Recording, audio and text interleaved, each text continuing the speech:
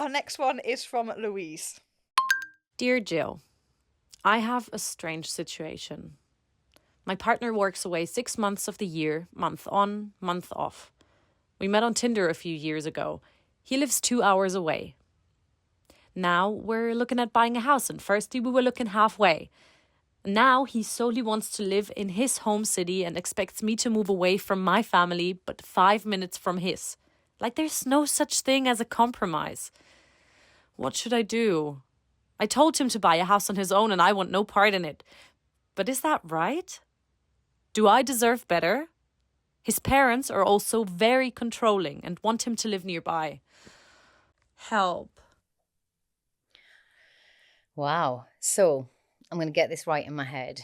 So, Louise, your partner works away month on, month off.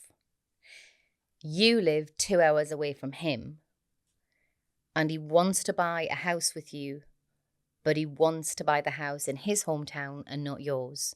So in other words, on the months away when he's working, you're going to be in a town you don't know, with people you don't know. That just seems a little uncompromising to me and quite unfair. I would definitely suggest having another conversation with him about that, just to ask.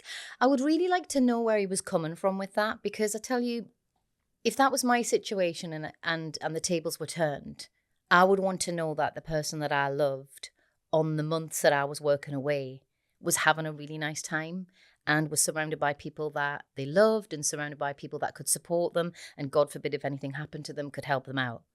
So I'd really be interested to know where his thought process was coming from, that he wanted you to move further away from people you know, so that you also have the months when he's away to just sort of be on your own. And also the months when he's back, this is what's really difficult about, and I mean, I don't have this experience, but I've had experience. I've had relationships with actors, and obviously we do the same. Like, we'll be away for a certain length of time and then we'll come back.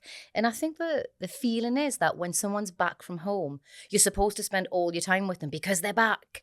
And that's not the truth, is it? The truth is, for that month he's been away, you've lived your life. You might have certain classes you go to and certain routines that you like, and things you like to do after work. And actually, I think all those things should stay in place. I don't think that you should stop living your life on the months he's back because, oh, well, he's back, so I have to see him all of the time. So I think I sort of feel quite strongly that you need to have a really honest, solid conversation with them. And just, first of all, I would say, just tell me where you're coming from with the idea of buying somewhere that's so far away from the people that I love. First, because I would genuinely want to know his thoughts, because I wouldn't want to misunderstand him or misinterpret him. And then I would say, I just don't think that's going to work for me. And then once you get to that situation, then I think then you start to really get into the weeds about your relationship and where you're at, and if it's really, what you both want or need. But it is always hard when you meet somebody and they geographically are far away from you. At some point in your life, generally, I think with all the people I know that have done that, they will tend to migrate to one person's town or the other person's town, and that that would need to be a big conversation. So hopefully you'll work that out.